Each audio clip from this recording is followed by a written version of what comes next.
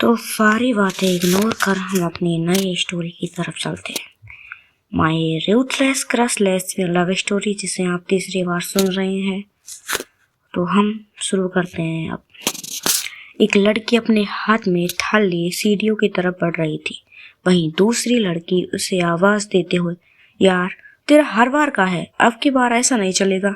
देख, मुझे परेशान मत कर अभी, मुझे शिवजी की पूजा करनी है। तुझे पता है ना, आज सावन शुरू हुआ है। तेरा सावन हर साल आता है, तो तेरा बर्थडे भी तो हर साल ही आता है। सिया यार, क्या है तू?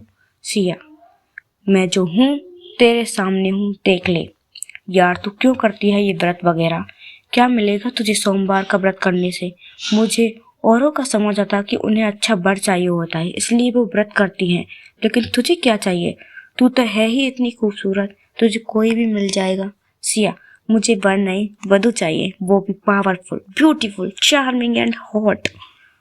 तुझसे इतने दिनों से बोल रही हूँ, ये तुझे मांगने की जरूरत नहीं है। अपने आसपास देख, तुझे एक ऐसी लड़की मिल जाएगी। सिया उस लड़की की बात सुनकर थाल पकड़कर इधर उधर देखते हुए, कहाँ है, मुझे तो कोई नहीं दिख रही। वो लड़की सिया के आगे आते हुए, तुझे मैं इतनी बड़ी नहीं दिख रही?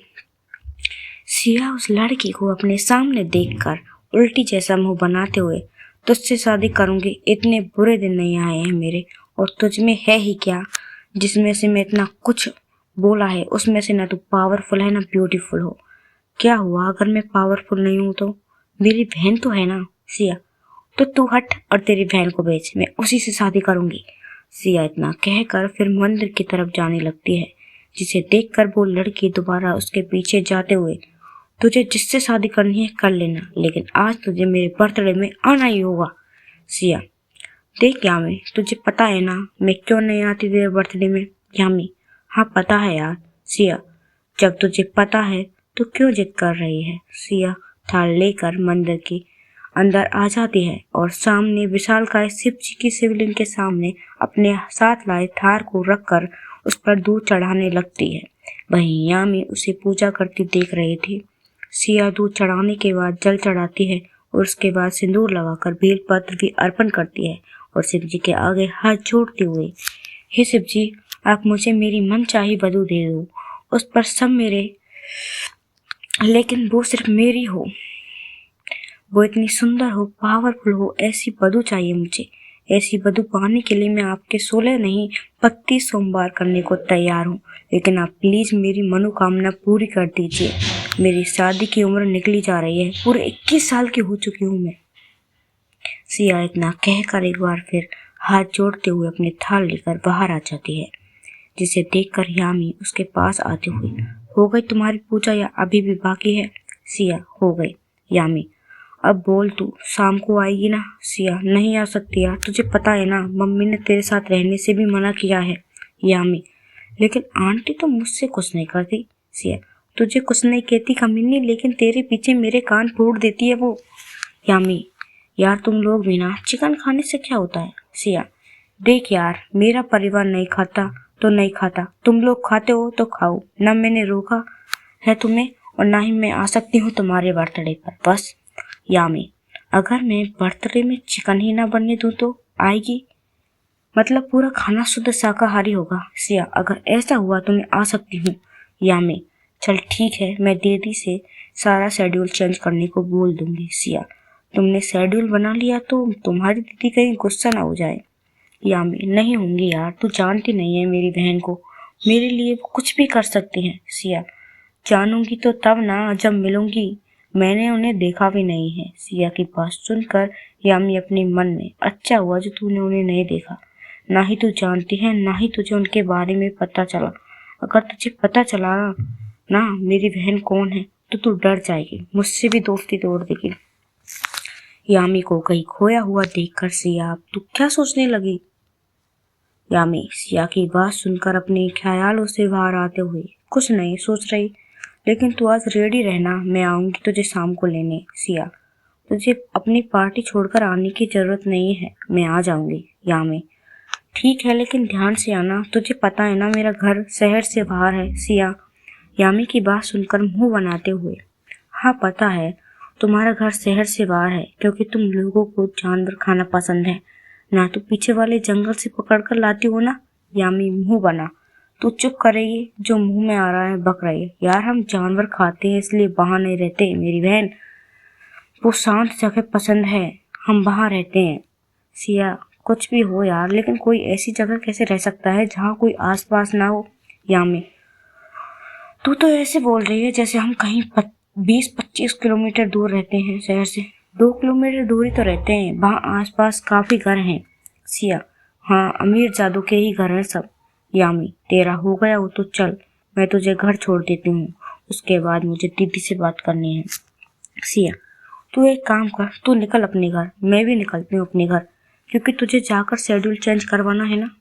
यामी सिया की बात सुनकर सर हाँ में हिला देती है, जिसे देखकर सिया चल बाय, शाम को मिलते हैं।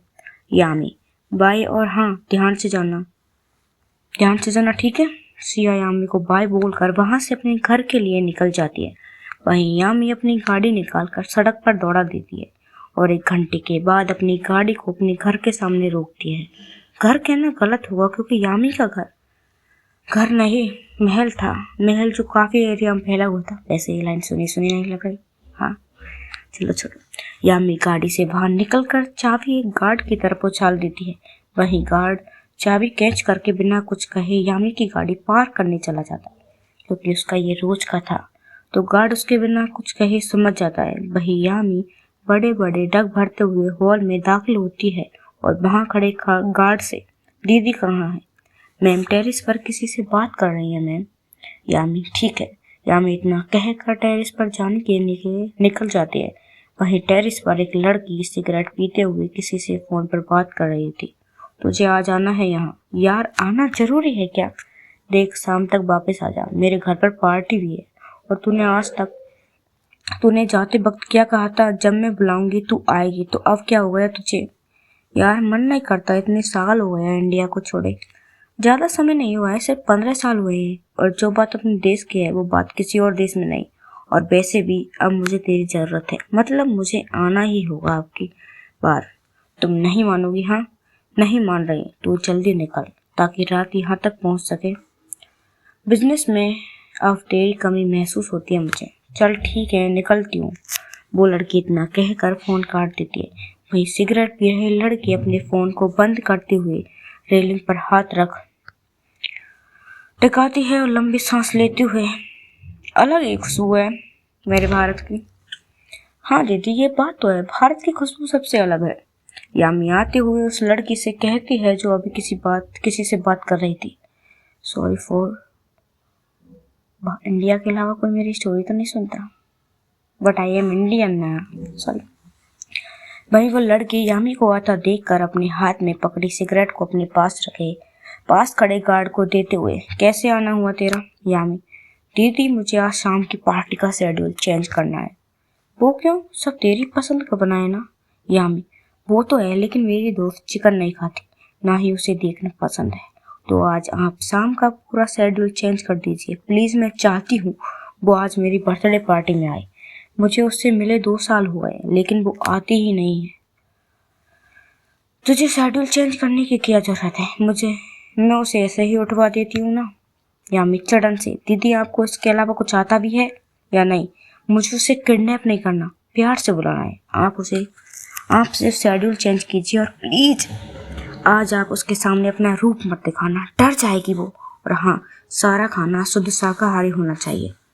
यामी की बात सुनकर वो लड़की हल्के से सर हिला। ठीक है तुम जाओ, जाकर आराम करो, मैं देखती हूँ सारा काम।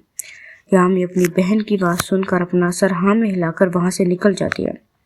यामी के जाने के बाद वो लड़की फिर से दूसरी सिगरेट निकाल कर पीते हुए अपने पास खड़े एक आदमी से, जाओ जो अभी यामी ने कहा है वो सारा काम करो। वो आदमी उस लड़की की बात सुनकर अपना सर झुकाते हुए, जी मैम अभी करती हूँ। सिया मंदिर से अपने घर आ जाती है और आकर अपनी मम्मी से, मम्मी मुझे शाम को यामी के घर जाना है। सिया की मम्मी जो किचन में काम कर रही थी वो उसकी बात सुनकर अपने हाथ में बेलन लिए बाहर आती है और गुस्से से, तुझे उसके साथ रहने दे रहे हैं वो काफी नहीं है क्या, जो तुझे उस यामी के घर भी जाना है? सिया मम्मी उसका बर्थडे है आज। सिया की मम्मी कोई जरूरत नहीं है उसके घर जाने की। वो लोग मीट खाते हैं और उनके यहाँ यही सब होगा, और तेरा व्रत है सोमवार का जो खराब हो जाएगा। सिया चिढ़न से, यार मम्मी, यामी ने मेरे लिए सारा शेड्यूल चेंज कर दिया है, ऐसा कुछ नहीं है वहाँ। तेरी मम्मी तुझे जो बोल रही है वो समझ नहीं आता क्या? सिया की दादी की आवाज पूरे घर में गूंज जाती है, जिसे सुनकर एक पल के लिए सिया अपनी आंखें बंद कर लेती है। वहीं सिया की मम्मी उनके पास आते हुए, मम्मी जी आप समझा दीजिए अपनी पोती को, मेरे तो समझ से बाहर है ये, उसके साथ रहने दे रहे हैं, उसका फायदा उठाकर अभी उसके घर जाने की कोशिश कर रही है। दादी तू फिक्र मत कर रेखा, ये कहीं नहीं जाएगी। रेखा आप ही रोक सकती हैं इसे, नहीं तो किसी की सुनती ही नहीं है। सिया अपनी मम्मी की बात सुनकर खुद से ही, इनकी भी कौन सुने, बड़ी हैं घर की इसलिए इज्जत करनी पड़ती है। सिया की दादी उस पर चिल्लाते हुए, जाओ जाकर आराम करो, व्रत है तुम्हारा, चक्कर आ जाएंगे। सिया मुंह बनाकर, लेकिन दादी, लेकिन बेकिन कुछ नहीं, एक बार मना कर दिया ना तो कर दिया, जाओ अपने कमरे में। सिया अपनी दादी की बात सुनकर जाने लगती है। क्यों बच्चे को डांट रही हो शांति? शांति सिया की दादी है। तुम्हारी पोती उस यामी के घर जाने की बात कर रही है तो जाने दो ना, बच्ची है वो, उसका भी मन करता है बाहर घूमने का।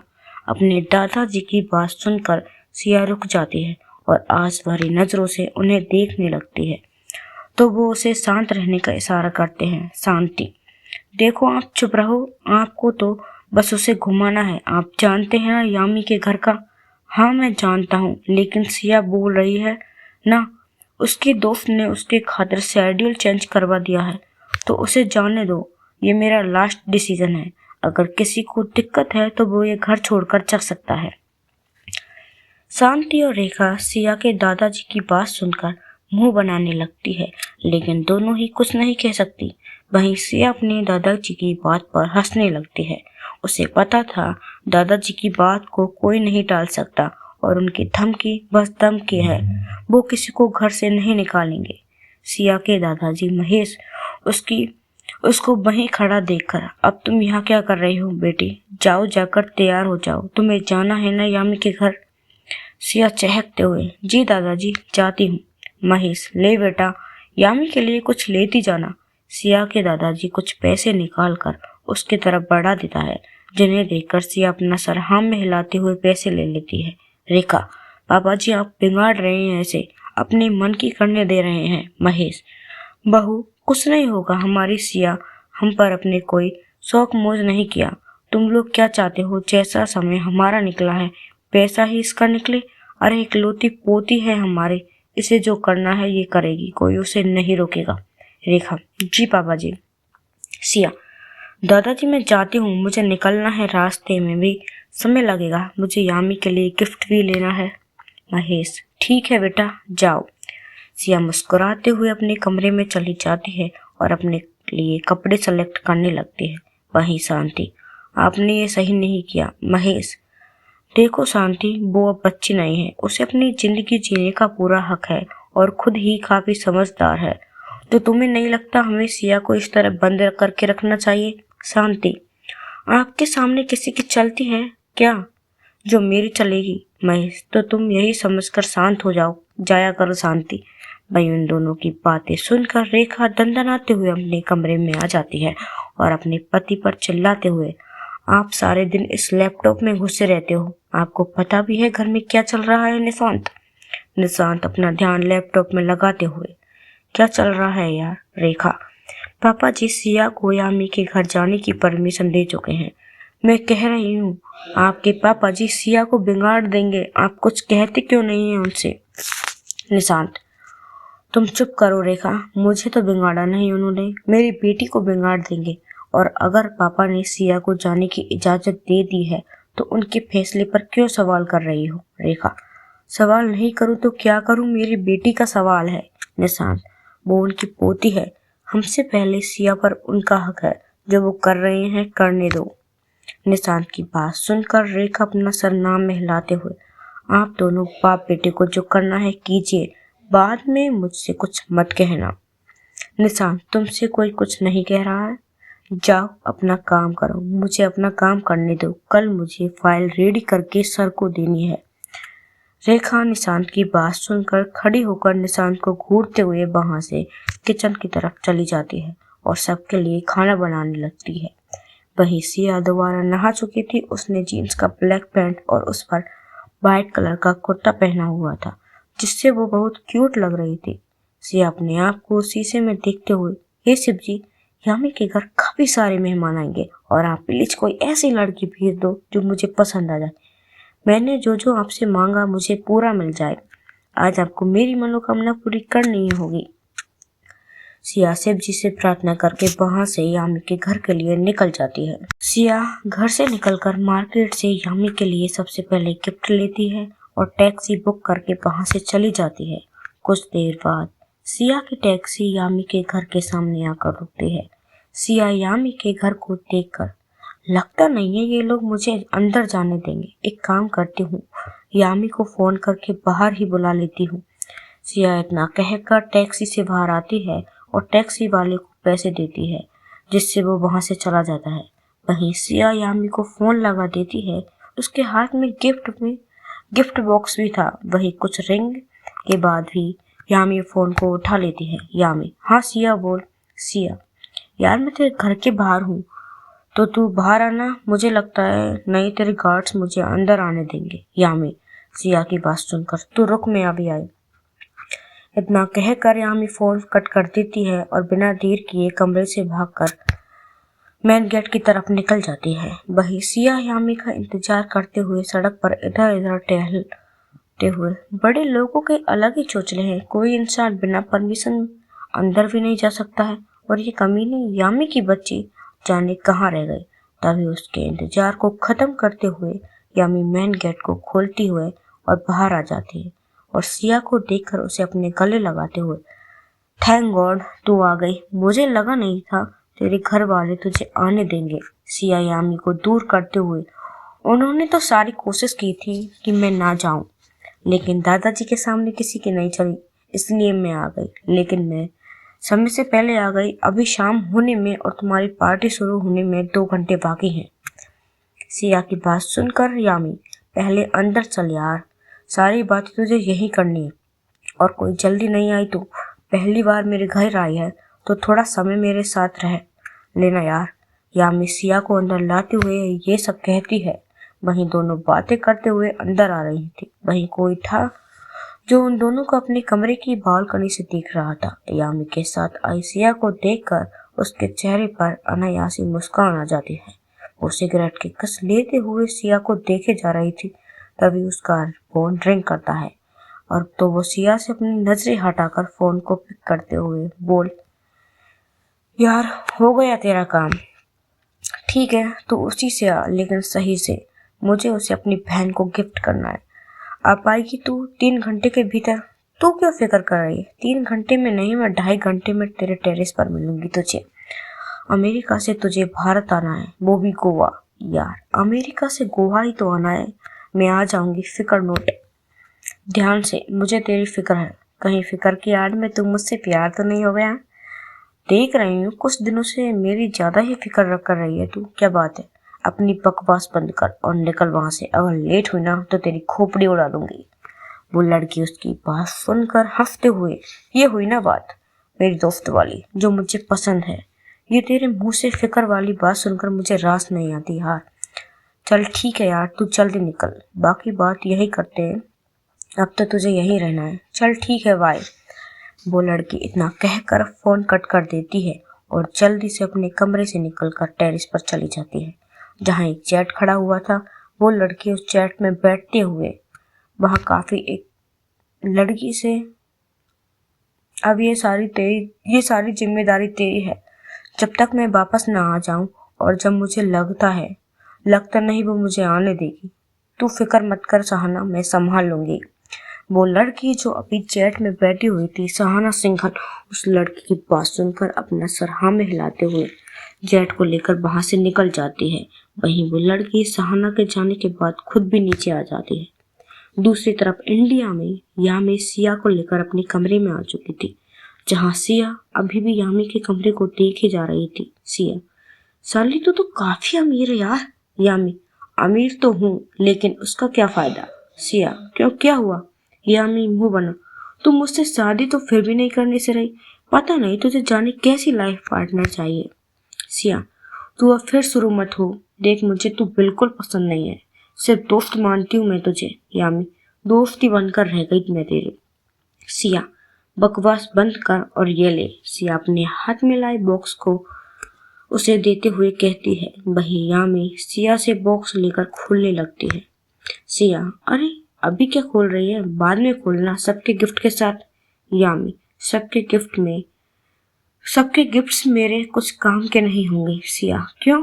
यामी, जब कोई ऐसी चीजें लाएगा जिसे सिर्फ 100 फीस के रूप में रख सको। सिया, ये तो है।